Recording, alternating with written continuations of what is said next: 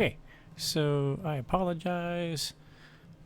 I'm not sure what happened to my UK6 recording. So we're not quite to my UK7 turn yet.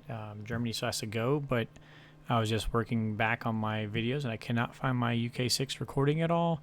So I'm going to kind of backwash this. So the last that y'all heard was after UK5. So we got what happened in Japan 5 all the way through Russia 7. So the quick rundown is my goof left our C-Zone 61 fleet vulnerable. So Japan did hit the fleet that did brought their number of Air Force down. They've been wisely using their fighters to stack between DEI and Philippines to slow us down on our takes, because we were in these zones pretty quickly, right? We had to do some maneuvering because I did have my carrier in 62, which he did not attack that, so I moved it out, and the U.S. moved to 59 and now to 61, and pushing as many of the fighters forward so that we can forward them on up to West Russia as we're able to. And then so this last turn in US 6, US is able to build the complex for Borneo. We did get that. And then position himself so that he's got 2, 3, 4, 6 infantry that can hit Philippines or DEI, plus his 4 fighters that can also hit there. So we got a 10 strike at either one of these. So it's going to be much more difficult for him. Obviously, with the Philippines having more guys in an AA on here, that would be easier for him to defend if he wants to. But I'm happy to take DEI first anyway. So no real complaints with how we had to set up here. We did take good old Formosa just in case, because we had nothing else to do with them, and we didn't want to risk putting them on land where Japan could hit them.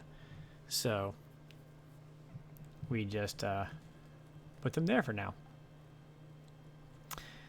So he may kill this one guy, so we'll be down to 5 infantry, but still, you get the point. And we do have, well, never mind, we don't have a battleship. I forgot I lost our battleship.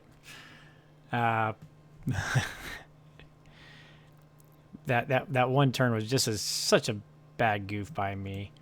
But meanwhile, we've been holding strong up here against Germany. We just had a really great Germany put in, I forget what it was, like 3 infantry and an AA, or 3 infantry and artillery and AA, or something like that, into Arch.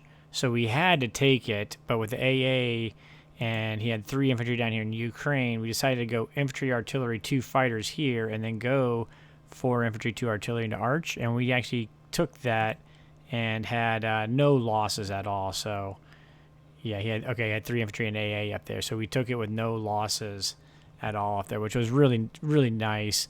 I mean, they're going to get massacred, right? But that's units attacking there and not units stacking to try to attack West Russia. So we got West Russia still stacked against Germany on G7. We've got 2 fighters, 3 fighters, and a bomber that can all reach into West Russia on UK7.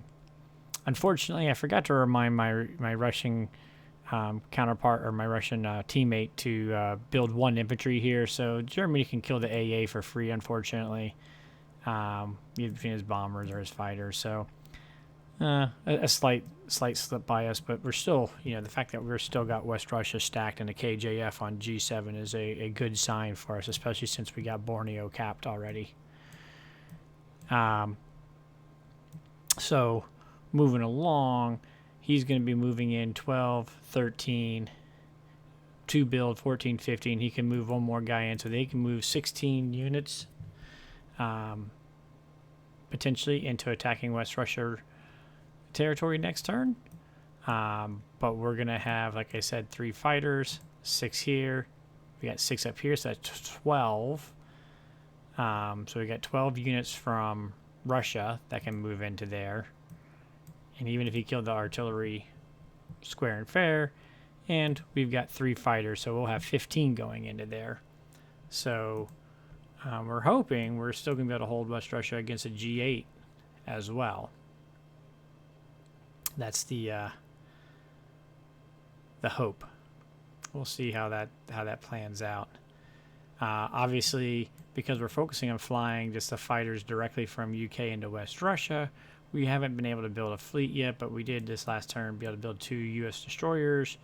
So US 7 they come up, US 8 they can come in and potentially join a UK 8 drop, because we also don't think we're going to be able to hold West Russia against G9. We think that's when Russia will overtake West Russia. So a UK 8 flying the planes out back to Sea Zone 7 to a couple carrier build with a couple destroyers coming can get us a Atlantic fleet going, hopefully on UK 8, US 8. And then from there, they can fly back into Moscow when Germany's then putting pressure on there. We can then have our fighter dump going that way. So feeling pretty good about this because we're getting this secured. Meanwhile, we have fighters can go from here, 1, 2, 3, 4, so that these fighters can fly on in. It's one of those nice things about having fighters on Sea Zone 56, although if we go to DEI with our carriers, they won't be able to go there that time. So it may be time that we bring him in. But yeah, all in all, I'm feeling pretty good about where we're at right now. It's still just round 7. We need to get a few more rounds in to really say that we got this. But I'm feeling decently about how we are. You know, for a KJF, Axis only being 6 attack power ahead of us is pretty good.